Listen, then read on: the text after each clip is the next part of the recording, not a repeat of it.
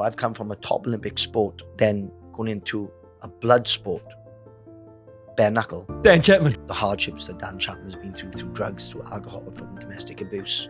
A lot of hardships that shaped the person that I am today. My real father left from young. My mum then turned into a raging alcoholic, then went on to the really hard drugs. My stepfather used to hammer me every day. I became a broken child. When my mum went to jail, so I finally found a good foster home.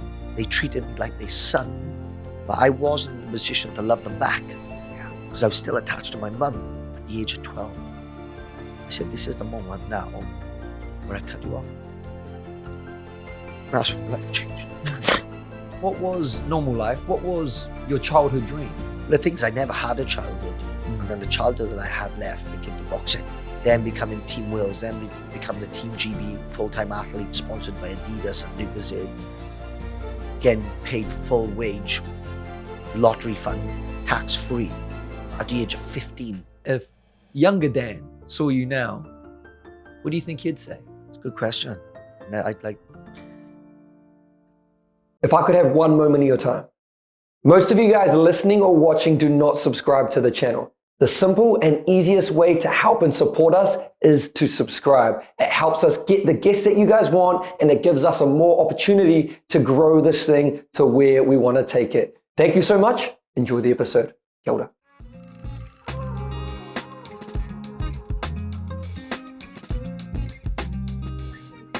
Dan Chapman, welcome to the Martin Show. What's happening, my brother? How are you? I'm good, brother. Dan, in order to understand a man, a human, it's important to understand their early context of life. Yeah. What do we need to know about you, bro, and your early context to understand more of the man that sits with me today? To be honest with you, Zach, it's like I feel like I'm an old soul, and it's like it's hard to understand certain things in life sometimes when a person like me has been through so much, and then still understanding, having the empathy, or not sympathy, I should say empathy, to understand people, because not everyone I know has been through what I've been through. So, it's just being in a position to understand all things, control your emotions and feelings, and having control of what you do. And sometimes you've got to understand is that you don't have control of what people do and what they say. And it took me a long time to not take things so personal.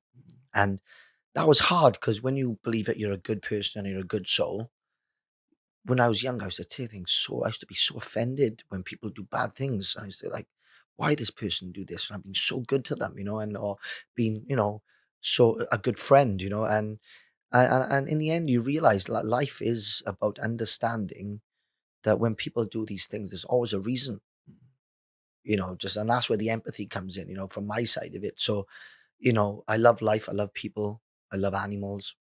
I love my work. I love my sport. And most people would never understand what I've been through because I don't show what I've been through. I don't show the environments that I grew up in because I don't need to. I dealt with it. I really did. Growing up through hardships and major obstacles, from having, sick parents, is, again, growing up. When you're a child, you don't understand that.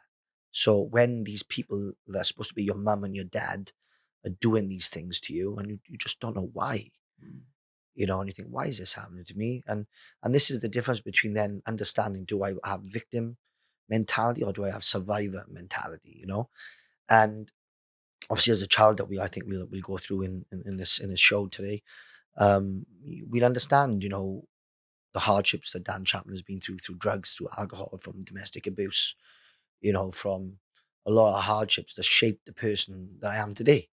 What was your relationship like with your parents?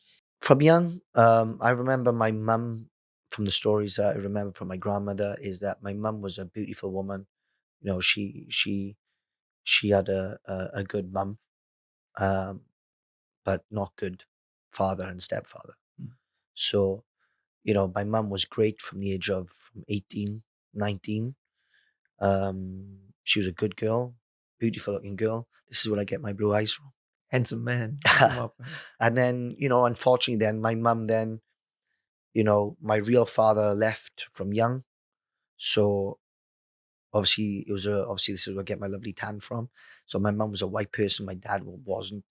He was Bangladesh. So then obviously the family wouldn't allow him to marry a white girl. So obviously when we ended up having a child, and then when I was born, he left. And then he went on to carry on his own life. So that left my mum in a bit of a shitty situation straight away. And then in that time, my mum then met a guy that was heavily involved in drugs and alcohol, and was a gangster. So in that time, then obviously my mum went from having good habits to very bad habits because she just became the environment that she was around. And me growing up then was obviously seeing that. My mum then turned into a raging alcoholic, then went on to the really hard drugs like, heroin. Uh, yeah, methadone at the time was like, uh, a drug that if they couldn't get heroin, they take methadone. And heroin addicts take methadone to come off heroin. Yeah, wow. So, me growing up then through domestic abuse, and my stepfather used to hammer me every day, used to beat me with the metal side of the belt every day, used to and I'm a small kid, like, I'm a small guy. And when I was young, I looked like Mowgli. I was tiny. And of course, there was no food in the cupboards. There was no basic needs covered for a young kid. And then to be brought up being through that, I used to think that I somehow used to be so positive. And when my stepdad, I should call it, was creating horrific environments that no child should ever go through. So, seeing all these weird people in my home with methadone bottles everywhere, needles on the floor, my mum paralytic, drunk and off her face taking drugs, and him beating me from pillar to post. And many times then my mum tried to run away at the hostels and that, and then he'd find us, and then, and not even the life in the hostels wasn't good. It got to the point where some days I saw my mum even get raped every day. Wow. So, these things for a young person was hard. And it was like back in them days as well, Zach, it was like social services wasn't like today. We didn't have social media. We didn't have, the support. We didn't have the helplines like we have today. And people, ignored it also.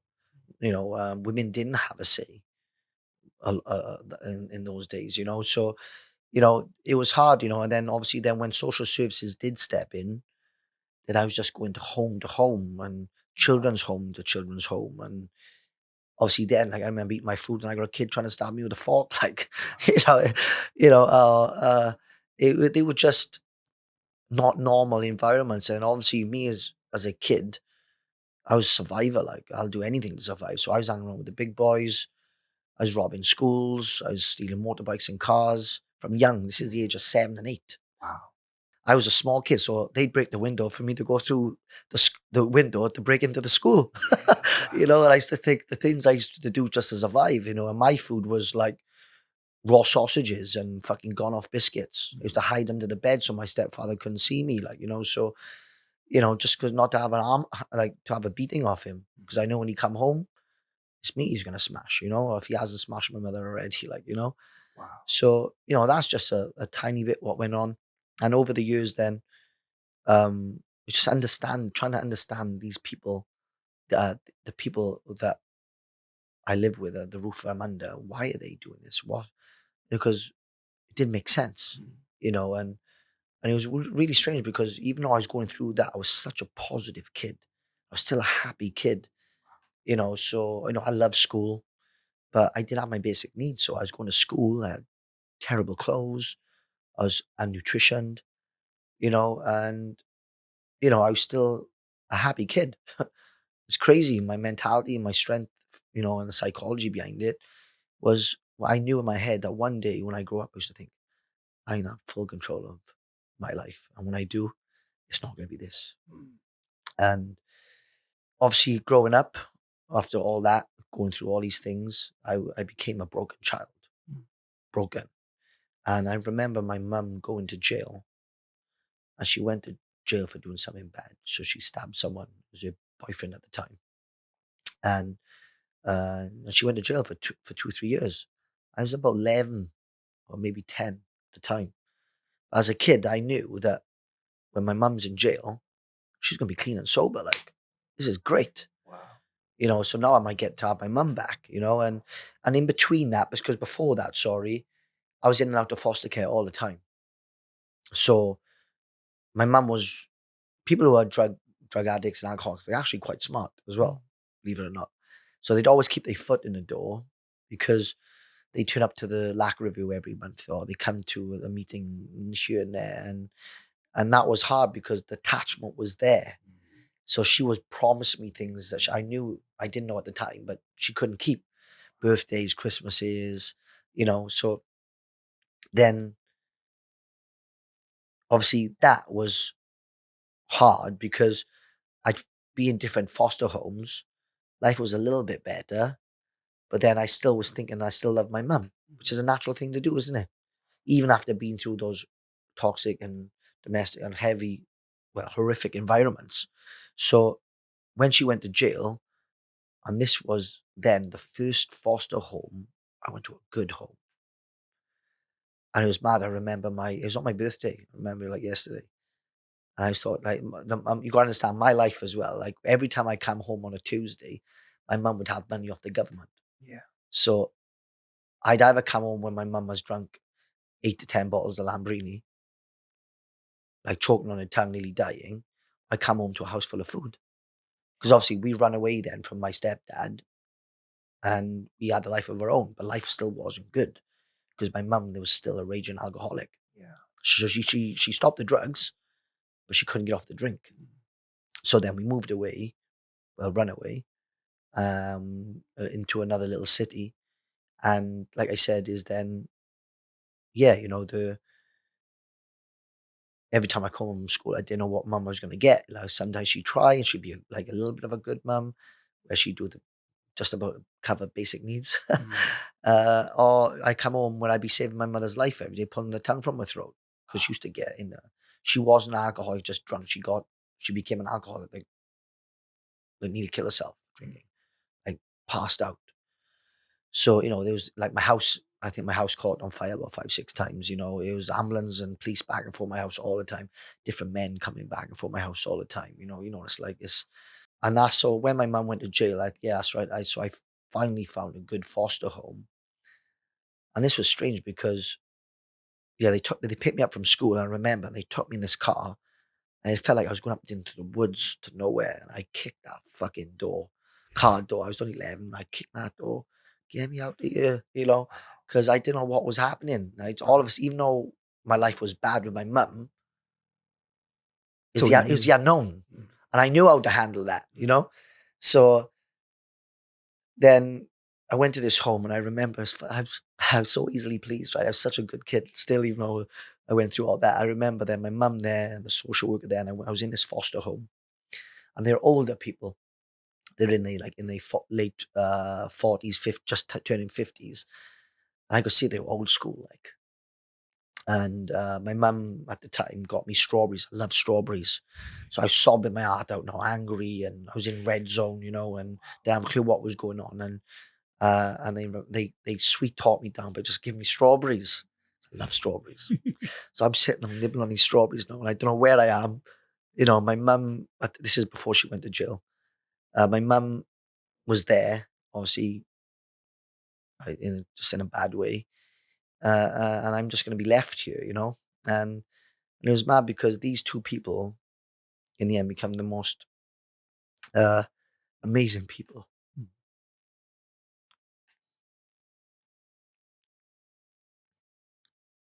that's when my life changed. So, take your time. Later then, obviously my mum was carrying on being an alcoholic. And these people then were teaching me how to eat my food, how to wash my face, I had a curfew. I had to be in before the lights went dark, I had a meal on my table every 3 meals a day, I went to school, I had nice, like, smart clothes, and it's strange because then something happened with my mum. She was going to jail. And then when she went to jail then, I had the letters from her then. So it was like 1,000 letters a month. No, I'm going to promise you this, because she was in a sober mind, and I understand she was getting better. But in the meantime, I had these two amazing people. They treated me like their son, but I wasn't in a position to love them back because I was still attached to my mum. So I finally found a really good home, and then it got to the point because my mum went away. It was like a 5-year sentence, and then obviously, because of good behavior, we found out that she was going to be released a little bit earlier. So she's only going to be doing 2 years. So I was in this limbo mode with these amazing people, getting taught how to, life, how to be a child. Yeah. I was in this little village where they taught me that if I dare go past an older person without saying hello, good morning, I got taught manners. It become this, and it was just a total change of life for me. Because I was, like I said, I was always a positive kid. That the thing was, at that moment when my mum went to jail, like I said, I was completely broken. So I was in no better place to then face the traumas that I had. So in that meantime, my mum was on good behavior in prison. And then again, like I said, so I don't want to repeat myself. It's like I was still attached to her. They were loving me, these people, but I wasn't able to love them back. Yeah. Even though I was a good kid, my life had changed completely, And the thing was, I was 12, just turning 13 before my mum was going to be released. And even the social services, my foster parents at the time, they thought I was going to be going back to my mum. So that was hard for them because I was also one of the first foster kids who were to progress. Yeah. Where most foster children who've been through what I've been through, they became their parents. Yeah. Wow. So when this is where my life changed from this moment, was when I was still having, I was still, even though in those year and a half, 2 years, I live in a better life, and I was still like, more of a happy kid. I still was traumatized. My sleeps, I had twitches, I didn't trust anybody. But at that point then, when the day my mum come out of jail, she called me. And this is the day my life changed, because when she called me, before this now, remember, I've had thousands of letters, promises. My mind was like, my mum's better. I can't wait to see my mum. I'm gonna have a good life with my mum now, And she phoned me drunk and off her face on drugs. Wow. And that was the moment where I thought, at the age of 12, I said, this is the moment now where I cut you off. Gone. Because if I didn't, I knew that I would become that. Because I couldn't keep getting down like that. Nothing after that moment, everything that she said, it was lies. As a child, I understood that. I thought it was lies. And that's when I spoke to my foster parents that night. And they knew when I put the phone down, obviously, I was heartbroken. And I said to them, this is the day where you become my mum and dad. So that's when my life changed, because when that happened, it did. My life completely changed for the good. And the reason why it changed, because the respect of these two people, they said, they didn't say, are you sure? They didn't say, you're doing the wrong thing. They respected my decision. And that was the moment then when I could love them back. Wow. When that happened, life changed, bro. I become in such a good place, and I was stubborn. I'm a Taurus. I'm a stubborn motherfucker. And I did, and I stuck to my word. My mother tried to reach out, and I said, nah. Wow. She is just a name on a birth certificate now. And I did, and I was in a position then to grow and deal with that trauma because I was in a home full of love. You know, it wasn't just having boundaries and rules. It was two people who didn't see me as a foster child. They saw me as their own blood. So, you know, yeah, you know, things were progressively. I went on my first holiday. I started having friends, real friends. And, you know, in that meantime, I stayed authentic because I've always been authentic from a young age. So it was really strange. So when I was back in those horrible environments, I always had people come to me and grow and come close to me. And you got to understand, you know, I was like not a smelly kid, but I didn't have what they had. Yeah. So usually those people wouldn't associate their time as a child because children are not nice growing up. If he was skinny, they was called fat. If he was fat, he was called bad names. If he was had a slight tone in his skin, he was called a packy. I also growing up, I had to go through that as well. You know, in my village, even though I was in a good home, I was the only black kid in it. Well, cappuccino latte, whatever you want to call me. Caramel. I was the only caramel. I was the only kid in the village who was that color. You know, so I had to deal with that as well for racism growing up. But you know, I'd been through 10 times worse. That was easy, and that was the problem. That's what I realized. We'll speak about it now. I'd fight you till I get respect when I was a kid. So even though I was a good kid, if anyone disrespected me, I'd fight you till you disrespect. I didn't care about winning, losing. You respect me after that. And obviously then, that wasn't the right thing to do, of course. And I was football crazy. So my foster dad, he loved football. And I played good standard of football. He taught me all the football clubs.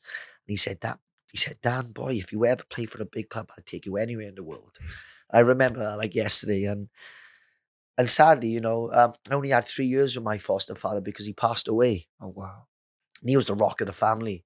It's like, you know, when they say about having a certain individual in the family and he just somehow keeps the whole family together through all things. Yeah. And when he passed away, it was such a big loss. If anything, the family fell apart. Wow. You know, so, and he was an amazing man. And after that, you know, I got into boxing. So I was in a little village. So I was 13, 14 at the time. I started boxing quite late.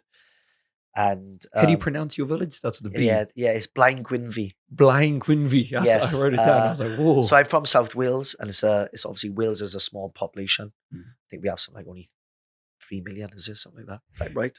Half of New Zealand though.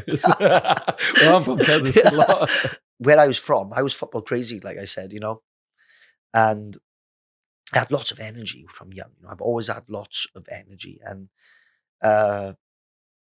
yeah, it hadn't been a boxing club in this little village for 50 years. And there's a guy called John Radmore. He was was a boxing coach, and I thought I have no like links to boxing in my blood at all. Right? It's like, and I went there purely just because I love to move. I love fitness, you know, and like I said, I was football crazy, and then I went there and I loved the training, and I realized I was fast, so fast, boy. I was so fast, and you know, and it's amazing because when my foster father passed away, I was so blessed to have another man role figure in my life. And that was John Wright. He was a ex-fireman. And this guy, you know, you taught he was a fireman many, many years ago. So his pension was with peanuts, bless him. Yeah. And he gave us everything. You know, he'd ask for £1 to pay for €1 or €1 or $1. It would be where you're from, right? You have 50K, is something like that. Less than that, half of that, 100K, right? And he would ask for the £1 to put in the pot, and half of us, we'd be do sit-ups in the class, and sweets would be falling out my pocket. And he said, "Where's your £1, Dad?" I goes, "Oh, I've lost it." You know, I spent on sweets before going to boxing. You know, put the sweets in the jar instead. Eh? Wow. So yeah, like he had a heart of gold. The club run on nothing, bless him, and you know, and he was a boxing coach, and he did it because he loved boxing, and the guy had a heart of gold, and he just taught me the basics. Your honesty and your vulnerability, and I can empathize so much because I love my mom so much, and I can just see like younger Dan, you know, and that attachment to your mom and everything in there. Did you have any unanswered questions during that time when she was in prison and you were with your foster parents? Did you have many questions in your head at that time? Not really, because she answered them on the letters that she was sending me. So, you know, everything, I'm a child, you know, we were just excited. Well, mum, you know, she's saying that she loves me, and it's a 3-letter word, you know, and I think today it's used so it's used so easily, and people don't understand the words, I love you.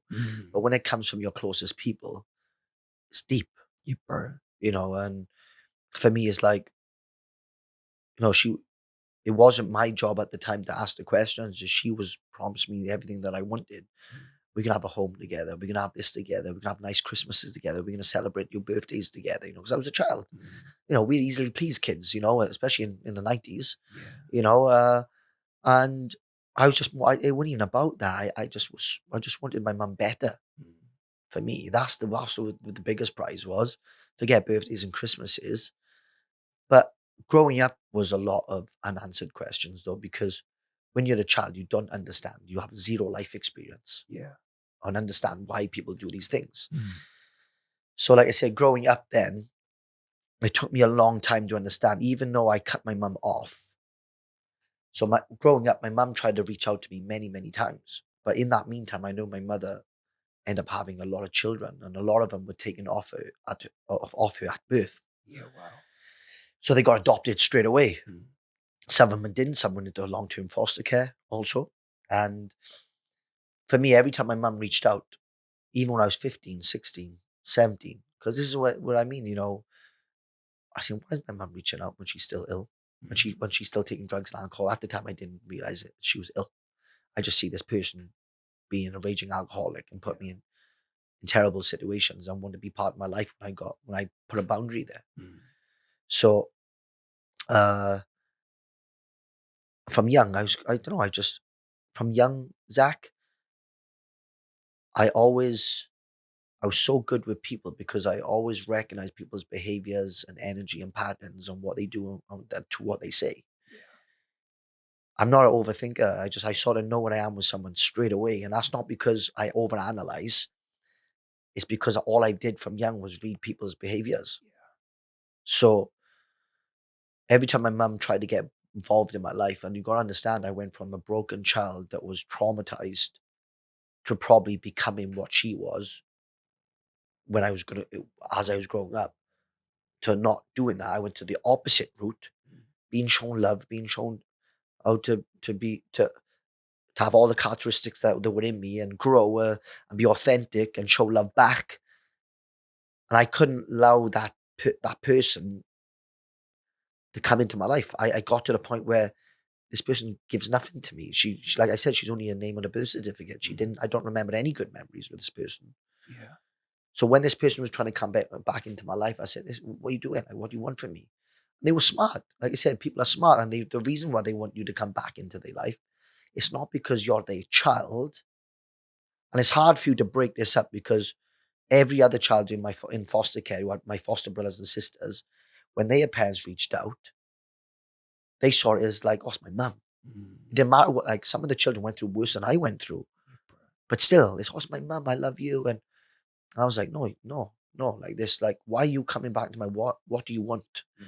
I couldn't work it out. And I realized it was because whilst they were getting older, they haven't got the energy like they did before. They want me then to look after them. And I'm like, why am I going to then look after you when I needed you when I was 3, 4, 5? You couldn't even cover my basic needs. And now you want me to look after you, put food on the table and give you money for drugs and alcohol. This is me being a young age figuring this out. And it was smart because this is what alcoholics do and drug addicts do. They drop a message to 10, 15 people, oh, can you lend me money? And one of them will reach out and you feed in their habit. I wasn't that person. I'm not going to feed your habit. You know, and that's when I was struggling to realize. And I said to her, I said, Mum, you can come back. I didn't call her Mum because she wasn't a mum. I said, Michelle, and that's my mother's name. I used to say, Michelle, wait, if you want to come back into my life and you want to be a mum to me now, I said, I'm a grown up now. I said, I need nothing from you. Wow. What can you give me that I can't give myself now? I said, the only way you can come back into my life, I said, I'll cook you Sunday dinner. I said, if you go and be a mum to the other children. I said, I don't need you. I said, they need you. So I think that was fair. So I knew then, if you go and be a mum to those other children, then you change it. You're trying to change. I'm not saying you're going to change, but I like a trier. Yeah. If I can see that she's trying, I can work with that. I don't mean you to be miraculously healed and you're going to not drink, take drugs and alcohol again. But if I can see you try and be a mum to the other children, then you 100% welcome back in my life because I can see that you're trying. And I said to her that every time she tried to come, I said, go and be a mum to the other children. You come back into my life. Wow. Until then, no. Did she go and be a mum to the other children? No, because it's fucking bullshit. She couldn't.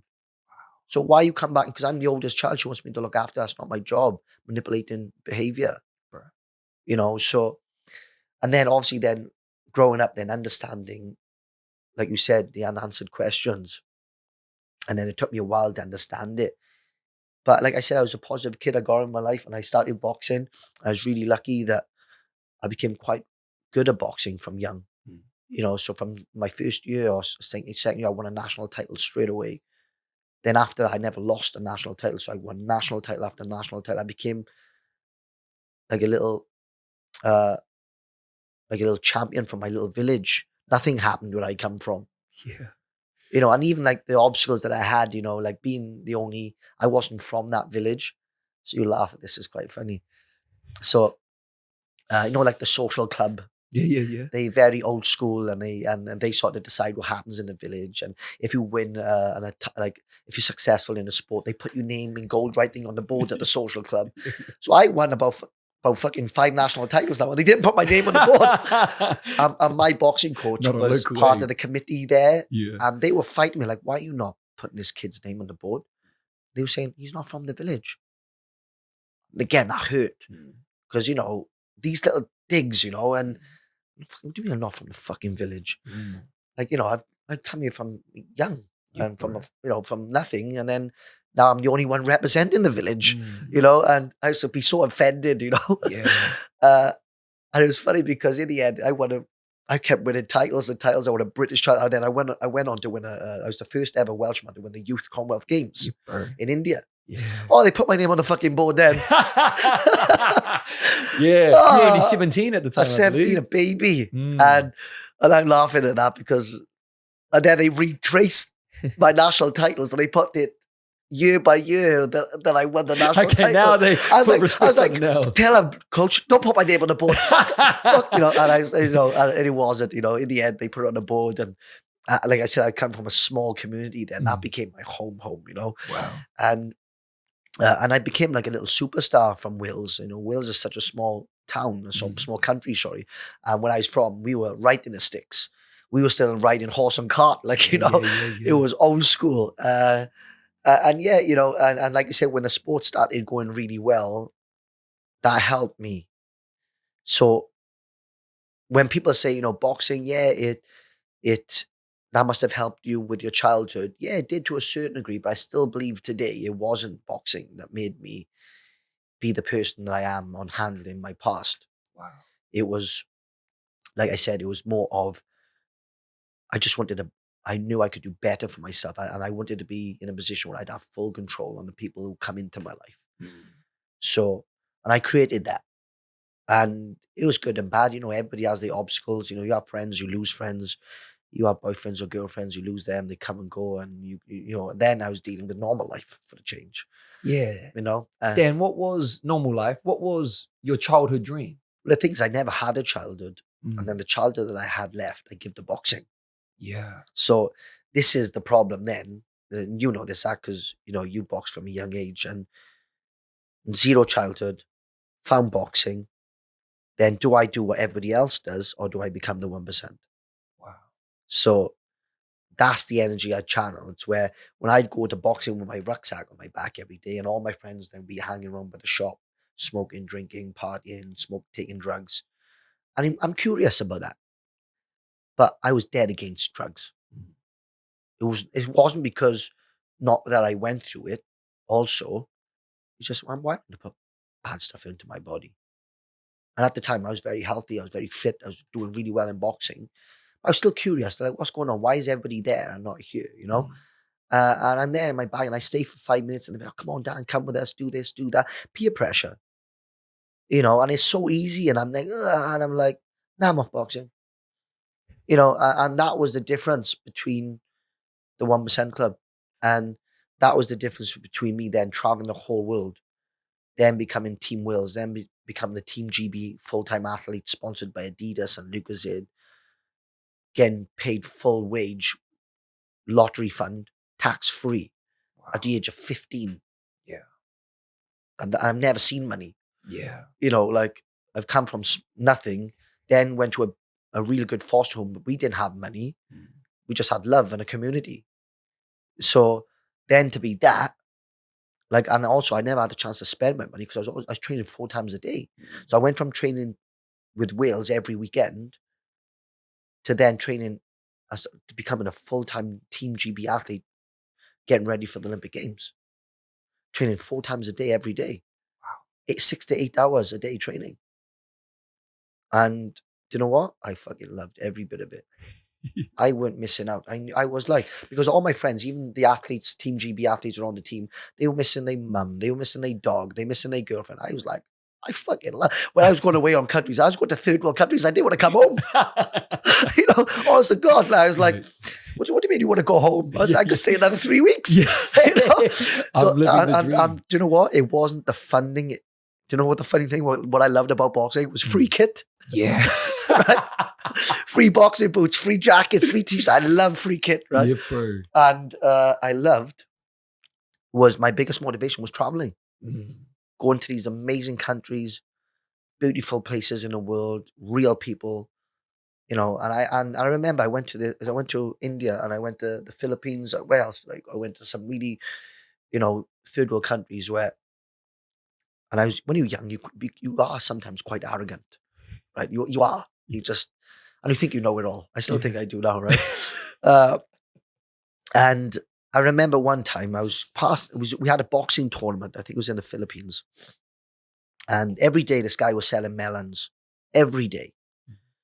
We go past to the tournament, to the arena every day. And this guy said, fuck, this guy looks so happy all the time. And he'd be here from 6 o'clock in the morning till fucking 7 o'clock in the night, right? Where the sun comes down, right?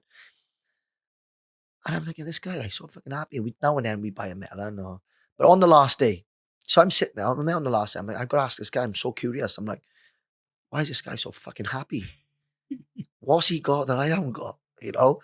He sat there with a shitty bicycle selling 50 melons a day. And I'm there and I'm thinking, the guy's so happy. You know? And on the last day, he could speak hardly any English. I say, bro, like, why are you so happy? You know? And he was like, I sell my melons. I get money. I buy food and I sit with my family to eat. I was like, boys, buy all the fucking melons. Wow.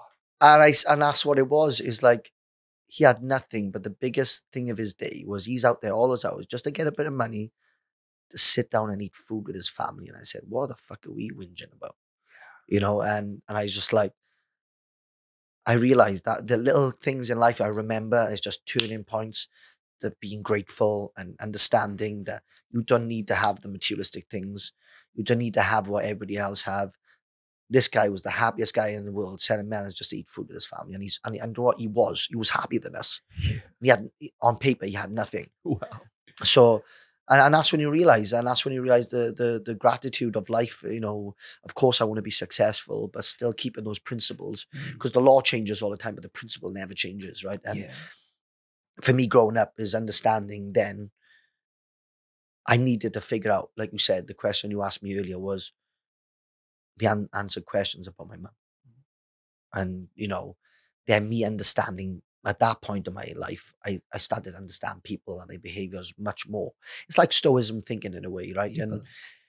And I realized that learning to not, like I said in the beginning, not to take things so personal, and you can understand, you know, how do you control your emotions and feelings in all things, or when someone says no to you, or someone gives you an obstacle, or you know, and I started to realize, and then I realized, you know, I come to the understanding that I knew that my mum was sick, she was ill. So when I came to that, I had much more empathy for her then, but the boundary was still there. Wow. So yeah, that was a good point in my life where I realized, I could let go of the anger that was hiding in a little back of the box in my head somewhere.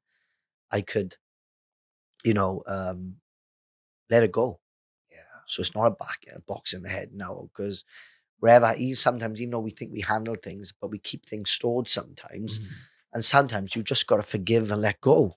Yeah. And once I forgive my mum, I told her that. But that doesn't mean she's going to be part of my life.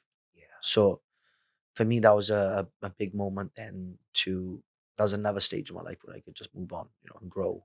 You mentioned a key trait that you learned from your childhood was being able to reading people's energy. What is another trait from your childhood that you look at now as a man as a strength of yours? Patience and calmness. Wow. When I was young, like I never believed I'd done bad to someone, but if you did bad to me, I'd have you back. You pro. I was so like, you do bad to me, like I said, I'd fight you till you respect me. You won't do that again. But now, like I said, I don't have control of what people do and what they say and their actions. So the most honest conversation I can have with someone is when I look them in the eye. I didn't need to say, "Hey, Zach, I was good to you. I done this for you." No, bro. If I done that for you because I cared for you, I have love for you, I'm never gonna throw that back in your face. That means then I done it for the wrong reasons. Yeah. So if I do something for someone and they do bad for me, I'll communicate. I say, "Bro, hey, Zach, I didn't like that what you did. If you keep doing that, I love you. You're my best mate. But if you keep doing that, it's not gonna work. I'm gonna pull away." It's communication and understanding that. I look back over years, and I think you would understand this, Zach, is that we have friendships that we've had from young, that when people were there for you in certain moments of your life, you remember that, and it's great. But what we forget about is that now, in the present, as we grow up, are they good right now? In the present. Some people are still holding on things to you that they were good to you 10 years ago. And we are like, oh yeah, but it's only Richard. He was there for me when my mum passed away, or he was there when I was going through a hard time when I had no money. I goes, yeah, but that's not the case, is it? Is he good to you right now? Is he being a fair friend right now? And I understand people can have bad days and they can have going through a tough time. That's where you have empathy and you understand their behavior, where you wouldn't bite their head off, you wouldn't cause a big argument because they're just going through a bit of a bad time. You have much more patience for that and kindness and calmness for that. But if they carry on being there, they're not a friend, are they? They got to understand we are going through the same what you're going through and you're going through, and that's what it's about. And that's why you learn when you're growing up that don't hold friendships with people who are not in the present and being good to you. And when I say good, I'm on about genuine. What is a good friend? Anyone can be nice to you, but being a nice person and a good person, Zach, is two different things. And when people are usually nice to you, it's because they want someone. When someone's good to you, it's consistency. So, and that's the hard thing is growing up is letting people go, realizing they're on their own journey, realizing you can't fix them, you can't help them. Wow. And when you do that, it's a huge weight off your shoulder. And the thing is, even if you have cut that off, if that then person values you and respects you, that person in the end will make an effort to make that relationship work again. And if they don't, it was the right move, bro. Yeah. So that's something that I am with my life right now, is that I understand that people are going to come and go into your life, but the ones who value you and respect you will stick around and make it work and not give you excuses. They'll fix that. Absolutely. Those are more recent learnings for myself as well. Like the power of detaching from people. Yeah. And from events and from moments and experiences. Sometimes we can get too gripped on. We're just too fucking nice sometimes because we going back on something that someone did for us and we hold that attachment and we go blind to the other stuff they're not so nice to us about, So that is hard to do because these people are smart. They hold it to you. And when you step away, they realize, fuck, I've just lost a good friend. Yeah. They either fix it or they're going to use and steal someone else's energy. Wow. And that's where you get the reals and it's not you. And a lot of people are, I feel bad doing that. No, you're not. You can only, when you become the best version of yourself, you can be a better version to the people that you love. It's as simple as that. Oh, beautiful. Dan. On the contrary to that, so patience and calmness. On the contrary, What wounds from your childhood have you had to unlearn now as a man? It's not like I said. It's not about unlearn. I feel like I've just become an old soul. Like we said in the beginning, it's like when you start to realize you understand not all things, but most things. It's just the calmness and the patience now I have with people, putting boundaries in, and also understanding that authenticity. Because how you get that is learn to live a lot by yourself. Yeah, wow. So I become from a young age. I've always been my own best friend. So my intuition and emotional intelligence is crazy because when I ever made a mistake growing up, it was never a mistake. If I make a good decision, amazing. If I make a mistake, I won't make it again. Wow. So, I wasn't really, I wasn't one of those children growing up and as an adult either, peer pressured into doing things that I didn't want to do. I was always strong enough to make my decision. And if I made the wrong decision, I 1,000,000% reflect and learn from it. And, the life is difficult sometimes because we create responsibility growing up and we create an environment sometimes that we feel trapped or we feel that we're stuck. Like one of the biggest privileges you can have is, being single and independent growing up. And I had a lot of that, you know. And for me is when you get to know yourself and you become authentic, you just become really happy because I used to go and eat food on my own. I go and drink coffee on my own, but I was never on my own. I've always been a people's person. Yeah. I'm like a introvert, extrovert, or Okay. extrovert, introvert, wherever we want to put it, because wherever I am, if I went for a coffee, I'd get to know the owner, or I get to know the waiter. But what keeps everything healthy is respectful space. So when you go to a cafe, they go, "Hey Dan, how are you? How's the dog? How are you? Yeah, bro, yeah." And then they go slowly and they go back to doing you and they give you your space back. Yeah. So I never felt on my own, even though I was on my own. And people go, "Why do you go for food on your own?" I said, "I'm never on my own, Yeah. really." Oh, man. And that's what it was. And when you learn to have that, you create peace. There's no chaos. I didn't feel like I needed to be around people, or I was happy to be on my own.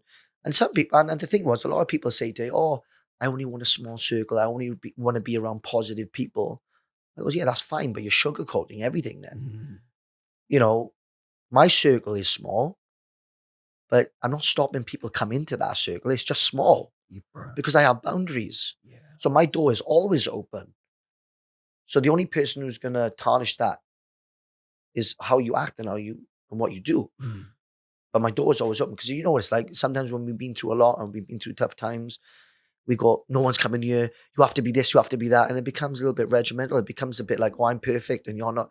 No, I'm far from perfect, but I have boundaries and I have certain principles. And, I'm quite old school in that.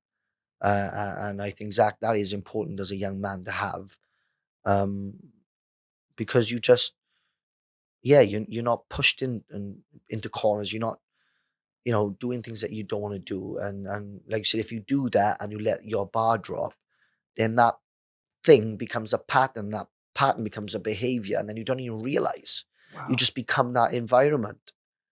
So this is why it's really important to protect your environment. And a lot of people say, "Oh, I want to be around positive people." A lot of people come to Bali. "I want to be spiritual. I want to be this. I want to be that." Yes, great. Amazing. Good for you. Fucking great. But you need to build a foundation. Because if you haven't built a foundation, you're going to have to go back to the environment that you come from and you're not going to be able to handle that again. Wow. So for me, is when you build yourself and you build your intuition, your emotional intelligence, you build good habits and healthy daily routines, and then you celebrate the small wins, and that's what makes you strong. So when you want to move to Bali, you can do it for a year then, or a 2 year, and you can do some real growth and spirituality. So it's all right manifesting when you got a foundation because it's solid. If you haven't got a foundation, how can you manifest? How can you ask for certain things in life when you haven't put that hard work and that, and just be honest with yourself. No. Yeah, I think for a lot of younger men, they want it all now. They want all those things now, and they haven't set the foundation yet. Like even For me, right, so I'm still in my building early phases. I'm still in the foundation phase. 100%. Me too. Yeah. I got a foundation, bro, but I'm still learning, and I know there's more growth. But you got today where men are way more feminine than they've ever been now, and you've got women are so masculine because they have to be. Yeah, bro. And the men are throwing their toys out to the pram now because women are not being what they were. They were not being doormats anymore. They're being more of a man than them. Yeah, bro. And that's why men are so scared of a woman. No, if you are being a good man, that woman will go back in her feminine fucking energy, and you can, and you'll have the best woman. Yeah. And today it's not that. Everybody wants to rush. Everyone wants to get there instantly. Everyone's validation, social media. People want to say, they pretended to be something that they're not. Yeah. Like I said, don't be that person. For me to be Dan Chapman, it's taken me 20 years to be near that person. It takes time. The hours of dedication and working on myself and finding good routines and the ups and the downs, what people say on the Instagram today, you see, is that, I'm healthy living, I'm doing this. But when you open the door behind the cupboard, it's a mess. Wow. And that's okay. That is okay, but don't pretend to be that. Yeah, bro. And that's where the authenticity becomes. And that's why a foundation is really important, Zach, because for you as a person, if you're not honest with yourself, then you're setting yourself up to fail with everybody, because people will find out, people will catch you out in the end. The truth always comes out. And it's hard because when you have a foundation and you're a good person, you've got good habits and good routines, and there's a few obstacles here and there, and then people do beat you to the finishing line sometimes because they pretend to be something, or they persuaded, or they've used these kind of, and it's like, but you can't take it personal. Don't worry, they'll get, the truth always comes out. They haven't got a foundation, because in the end open the door and give someone with these people £1 million opportunity. They will fuck it up. Yeah. Yeah. You could give them you can't fail, it's there. Yeah. But they'll mess up. They come back to what they were because they haven't done that self-work. They haven't done, yeah. So, so sometimes as the ones who because we compare. Comparison, bro. It's hard not to. In Bali. Yeah, in Bali, everyone's beautiful. Everyone seems to be doing so well, It's the marketing. Of course. But like you said, it's okay being around 10 positive people, but can you still be the same person in a room full of 10 negative people? What is your foundation then? Are you going to become that? Or are you going to still stick out and be authentic to yourself in a room full of 10 negative people? And that's what it's about now, is that sometimes you think, he's doing well. How is he doing well? I'm working my ass off. Why is he there? I'm not. And then you rub shoulders with some of these people and go, fuck, I'm doing okay. Yeah. Because it is that. And like I said, jumping back to understanding life and things and the things that I went through, it's like, I feel like today, Zach, it's like a lot of people are dealing with trauma from the past, and a lot of people are facing anxiety, worrying what's going to happen in their future. And they're forgetting about the present right now. And that's hard. And that's why, people question me, Dan, how is your mental health? How do you manage with psychology and what you do with your day-to-day life? How do you manage from the things that you've been through? Because I live in the now. And I've worked really hard in my past for it not to affect right now. Wow. And I've worked really hard to live in the present, so it gives me a little bit of control on what happens in the future, so it doesn't give me that anxiety. Does that make sense? Yeah, brother. So that's how I deal with that. And I think, how was and one thing I asked myself, Zach, is that why didn't my mental health go? Because even though, this is one of the, one of my superpowers I feel like I have, that I'll never compare my life to somebody else's life. Wow. So, for instance, that, right, you could be dealing with a trauma that's affecting you and showing these certain behaviors in see if you went through a bit of a bad time, and then it could be, to me, a small problem, right? But to you, it's a big problem. Yeah.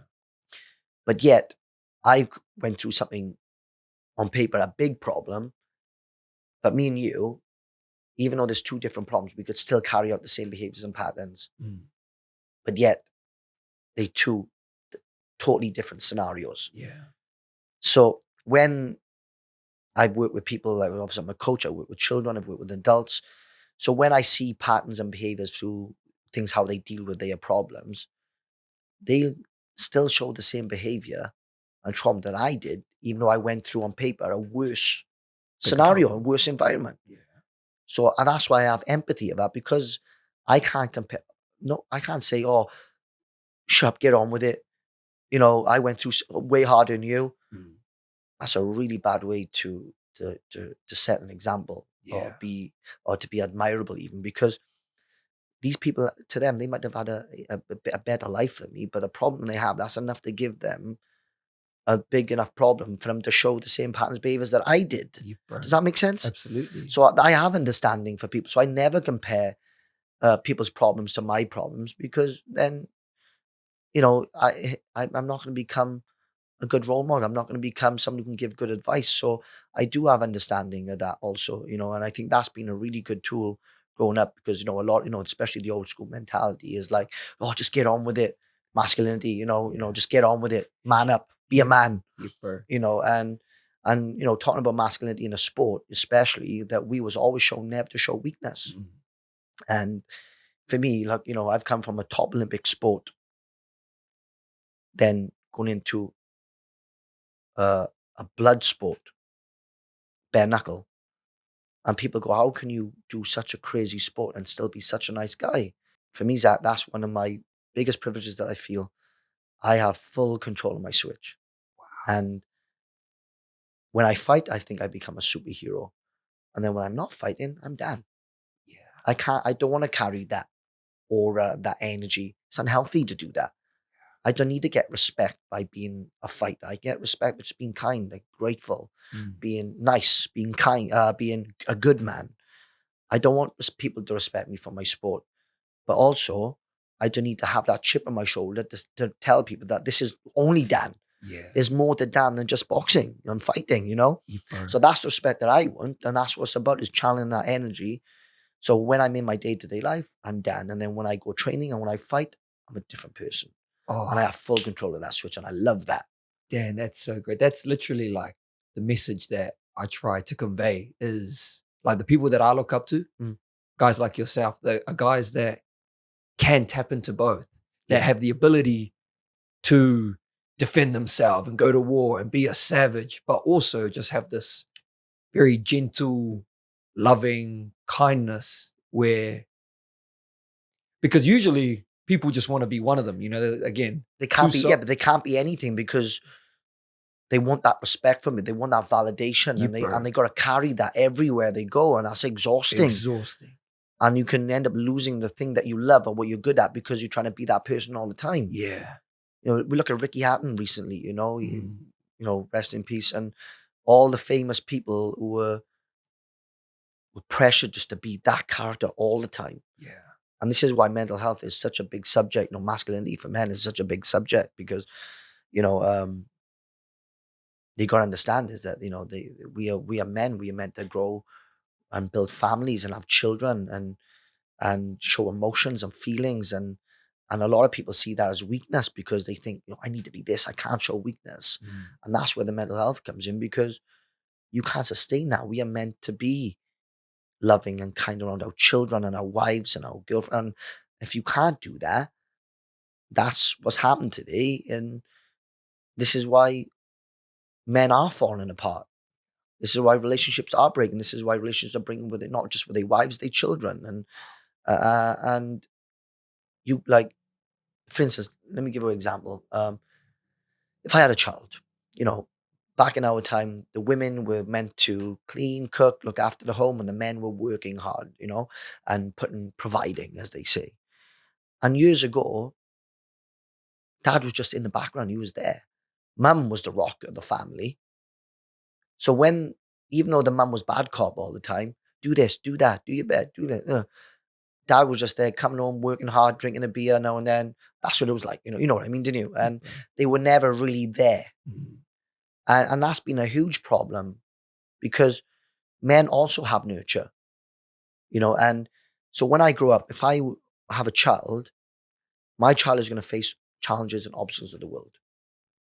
So if I'm not there showing nurture, When my child has a problem, it's either going to run to mum, which is fine, or it's going to run to an inexperienced friend. And my job is to go, no, to build nurture with your child. That means I want to wipe the baby's bum. I want to take it to the park and play in the playground. I want to read a bedtime story. If you don't do that, you are known as dad, but you're not the safety net. You'll always run to someone who was there for them. And for me, as a man, masculinity and being able to show affection and love and show vulnerability, if anybody sees that as weakness, that shows me how weak they are, because that is you at your strongest. 1,000,000%, Zach. And for me, I never had a good childhood. And I'm not going to be that person because of my childhood that's going to affect that if I ever have a child. So when my child grows up and it goes to obstacles, I want to run to fucking dad. Wow. And I don't mean in about, I'm man of the house, I'm the safety, I'm the everything. And of course, I can run to mum and dad. I'm not saying that, but I'm just trying to say, like, you know, that's a real lion. You know, I don't want them running to friends or shitty experienced people. I want them to run into the family. We become one. The husband and wife or the boyfriend and girlfriend is the rock of the house. You know, and it's hard because you've got to build real good communication with your children to do that. You got to learn to have patience and calmness when they tell you the things that you don't want to hear, because we've done it, you know, and this is the thing, like, you know, again, you know, men are struggling with that, you know, and I think women also are struggling with not finding that in men. Right. So, you know, and I think that is a big problem today, Zach. Dan, do you want to have it? kids? Love kids. Yeah. For me, you know, it is difficult because I love kids. But today, in the world of 2025, it's hard to think how do I bring a child up in today's world? Because I've come from a 90s generation where we was brought up with low internet and social media. We had nothing. It was brand new then. I'm not a Gen Z kid, you know. So today it is different. You know, I've worked with children for the last 10, 15 years, and I see, you know, the change from the 90s children to now. And for me, is like the responsibility of protecting my child in this world now from what children can see every day is scary. It scares me. Yeah. You know, and then the hardest thing is, it's not just about that. It's you know, it's finding a woman you can want to have that child. It's the long-term longevity of it, you know. So for me is, you know, if you believe in God, or if you believe in energy, if you believe in whatever you believe in, you know, you have to become a threefold cord. You know, it's you, your partner, and God or spirit or whatever, or energy. And that's strong. Yeah. You can't just grow up with the one string. It's going to snap. And for me also, it's important that if I ever did have children, I'd want it to be in a relationship that's going to be sustainable, longevity, like not a broken home, because I had a broken home. So yeah, I'd like children, but who knows? Dan, where do you think your fuel comes from now? Look, I wasn't brought up as the smartest person, you know, because obviously there was no money in my childhood to have a strong education. But what I do have is common sense. Right? And what I do have is life experience, and I'm always wanting to learn. And like if I said to you today, Zach, how many red cars have you seen today? Or in Bali, I should say, how many red scooters have you seen today? Darius has a red scooter. Well, he does, but you could only probably name one. One, exactly. He's got a flash. But if I asked you tomorrow how many red scooters would you see, you would tell me more than one, wouldn't you? Absolutely. Again, and that's the difference, you know, as a young person or a young man, or even, it doesn't matter what your age is, you know, build that foundation, and there's opportunity out there if you look, you know. So, you know, and it is hard because things are never in a straight line. It's always up, down, zigzag. And I know the one thing I won't say lucky, but you know, I'm privileged to be good at a sport. So it does bring much more opportunities. But like I said to you, the sport didn't define me as a person. If I was working in uh, uh, a supermarket, I'd want to be the best in that. That's my attitude. You know, I want to be, you know, good at what I do, and I want to learn from other people who are good at what they do. So you find good habits, you find good routines, you learn from people who are better than you, and have the humility of that. You know, and so for me, it's just, you know, just continue to grow and create good, healthy habits. And some people don't know that. I understand that. The hard thing in life, Zach, is some people are born with ADHD, ADD, autism, and your mind works different when you have those health issues, and I say health issue, or I'd say it can be a superpower also, but I'm saying as in, it is about, I know that my life would have been different. My choices would have been different if I had high level ADHD or autism, or, because most children who were born with drugs, I was born with heroin in my system from young.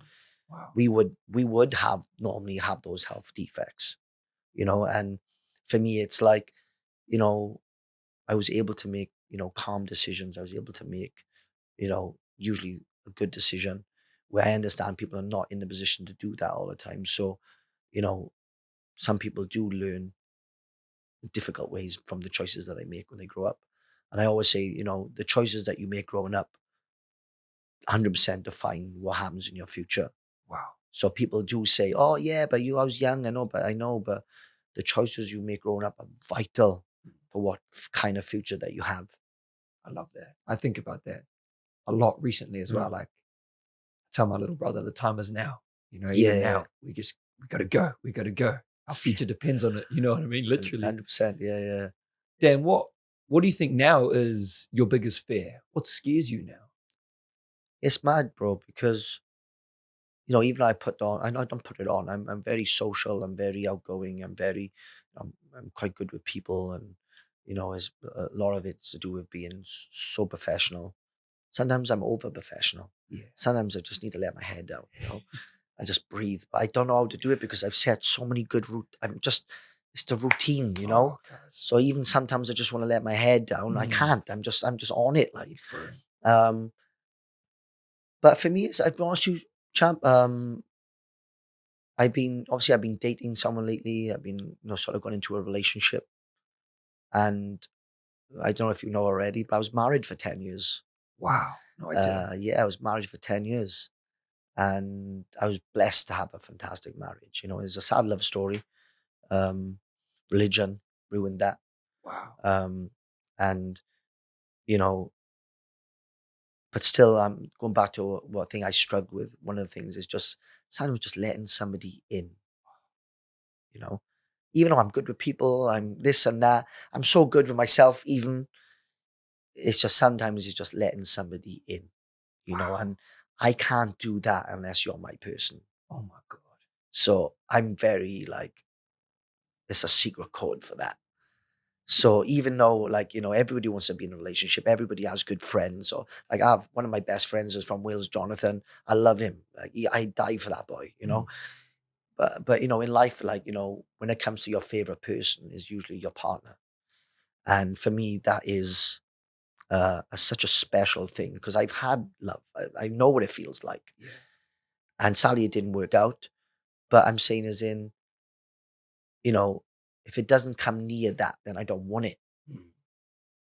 So I've started dating recently and got into a relationship, and this is the moment now where those boundaries are going to be, and again, this is another challenge in life, and then hopefully now, like step by step, slowly, think life is, like I said, people come and people go, but again, it's not about if it works out or it doesn't work out. I'll never be like negative about it. It's just like understanding that whatever happens, when I look that person in the eye, you would see me as a good man. So hopefully that, I'd be able to let somebody in and probably in, and I'm excited for that. It's a nice feeling. Good on you, my brother. Dan, if younger Dan saw you now, what do you think he'd say? It's a good question. I'd like the things that I've gone through in life, I would say the wins, right? So it's easy to talk about the negatives, but one thing also I feel like that I struggled with was reflecting. So I wasn't one of those who jumped to the next high and the next high, but when I done something and I achieved it, I was like, yeah, okay, cool. And I never really overthought it. I just kept going. I don't put too much praise on something that I've done. I don't know, that's with humility. I don't know if I don't really have an answer for that. But for me, it was just like I said, I celebrate small. So it's not that I'm thinking I can be better and want more. It's just like, once it's done, yeah, it's cool. Like I enjoy having gratitude more on the simpler things in life than to have validation of people on the bigger things that I achieve. I know they're big things. I understand that. I'm not Putting those diluting down. that. Yes. I know what I've had to do to get there. But I have much more gratitude for the things like going for a walk on the beach. Yeah. Having gratitude, I can have my coffee and just, there's no chaos in my life. There's no, it's just, yes, I love that. The simple things, being able to go out and have some food, or just, that's hard to explain, just simple stuff. Like the bro selling the melons. Like the guy selling them. It is that, honestly, right? So, like, when I look back at I get in these situations when I'm doing like a podcast with people like you, it's mad. Sometimes that's the only time I do get the time to reflect. Deeper. Because you talk about the deep stuff, you talk about the celebration, the things that you've achieved. But I'll be honest with you, I don't overthink those things. And I'm just proud more than anything that my mental health stayed in good shape, like, because it shouldn't be. Yeah. And I forgot to say earlier, yeah, I don't question that either. I try to say, like once or twice over the years, I think, why is my mental, how my brain stayed okay, in a world full of chaos, and I think, why do I need to look? Why do I want to know that answer? I don't need to. It's okay. Deeper. I'm like, I'm good. Yeah, I'm happy, and if I maybe look deeper into that, then I'm not going to find probably anything nice anyway. So, wherever I'm doing, it must be working. I just try not to overthink it, if that makes sense. But Dan, what would you say to younger Dan if you got to have a chance? That could be their 12-year-old. If you had one conversation with him, what would you say to him, bro? I just think just be positive. Be like, that's what, like, I can't really say anything because what I went through. So if someone hasn't been through what I've been through, being positive was one of the main things that got me through what I got through. But being realistic positive, not over manifesting sort of thing, as the better way to explain it, is that anybody is just like, like I said, wake up, grab opportunity, be grateful, push forward, understand that you're going to go back a few steps and go forward 10 steps, go back another 5 steps. I think it's just like that. Life is like that.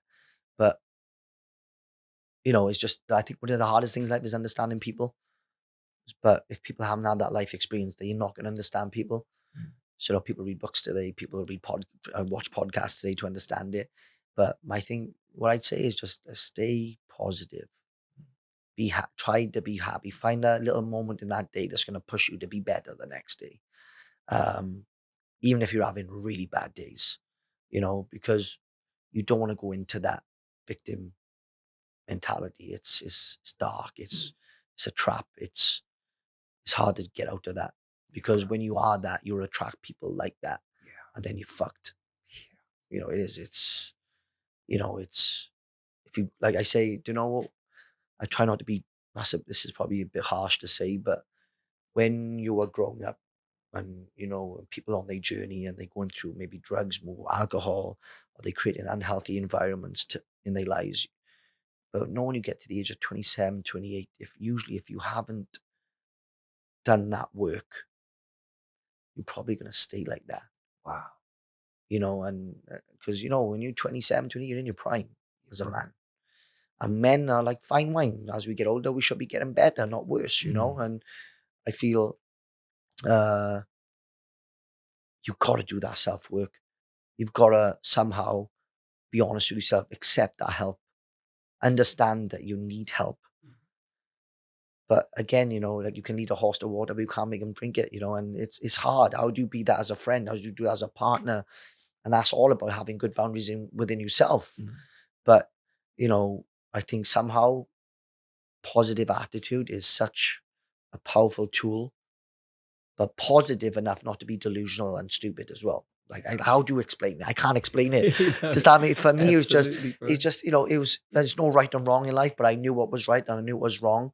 And you just got to come in the middle of that and just understand, just like you said, is just, I say in most of my things, just be authentic, be who you are, what you love, and that will Attract the right people. It will, yeah. Dan, my final question, brother. If for whatever reason, tomorrow, you had to hang up the gloves or the tape, in your case at the moment, and the career ended, how would you like people to remember Dan Chapman? For me, I'm coming to that point where I'm nearly at the end of my career anyway. I've been fighting for over 22 years. And over that journey, in 22 years, people has got to know Dan. There's been a lot of consistency there, I think. So regardless what happens in my career, the 2 years of consistency, people remember that. You can't not remember that. Wow. This is not, a little spell of goodness or a little spell here or whatever, a flash, an Instagram story. This is 22 years in my sport of Dan being that person. Because before 22 years of that, I was still a child. I was still growing. I was still learning things about myself and other people. But 22 years ago, when I was in my prime, being, a young man of doing the sport that I love, life gives us a million obstacles. And to be a sports person, to be a good person, to be a good role model, to be a good foster brother, to be a good whatever, and I believe I've been consistent in that. So anybody who knows Dan, work it out for yourself. You get to know who Dan is. But if you spend time around Dan, you know. Yeah. I love it. Dan, we have a closing tradition on Yes. this podcast where the previous guest asks the next a guest shot a of question. tequila. The question for you today, brother, is: are you happy where you are right now in life? 1,000,000%. Do you know what? It's such a blessing. I feel like from the boxing over the years, traveling the whole world, I didn't stay stuck in my community. I realized there's more to this world. The world is a beautiful place.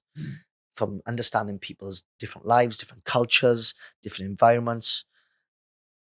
And I feel like that is such a blessing. So to be able to do all those amazing things and be in such a good place now, and to be in a place that I feel like it is home, Bali. I never thought Bali was going to be my home, but it's got me here. I've always thought about it. Now we've got a business here, building amazing friendships. And just like I said, working hard in life, it's not about being rich with money. It's about being rich in different things in life, and that's what is special, is being in a position where you can share your time, opportunities.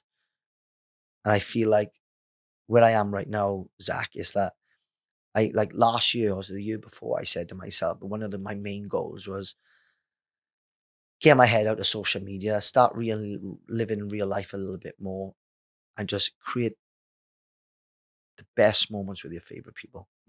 Because life can be taken away from us like that. And I just feel like once you do that, I think that's a good moment. I think some of us are in the rat race sometimes, and we get lost. And even me, sometimes I work, work, and I don't get to do my favorite things with my favorite people.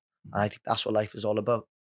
So that's something that's always going to be my goal now. Dan Chapman, ladies and gentlemen. Bro, I get to see you, in the gym and as a coach, and that sort of energy. And, I got to touch the right hand a couple of times in that sparring session. But today, brother, I get to see just you and your story and from the start. And brother, it's I really felt you. I appreciate is that because you do many podcasts here with top athletes and normal people, and people are successful, but there's no education in his talk. This is just me. It's just Dan. It's me being vulnerable, being authentic. It's not. It doesn't. I'm not trying to sell anything. No. I'm just having a straight up conversation with a top guy. Yeah. Appreciate the research that you did and the questions that you asked. I'm sure you're going to break this up and do some real cool stuff with it. You, my brother. You can't release it all because I think it'd be here for 3 hours. The longest podcast ever. Bro, I think people need to see this man. You can see him what he is today, but You need to see him, what he can do as well. You can see another side to the bro. If they do want to find that, where can they find you, my man? Me, I'm living in Bali. It's only 2 places that I ever am, or 3: at the beach, my baby dog, at the gym, or at home. I'm so boring, but I love my boring life.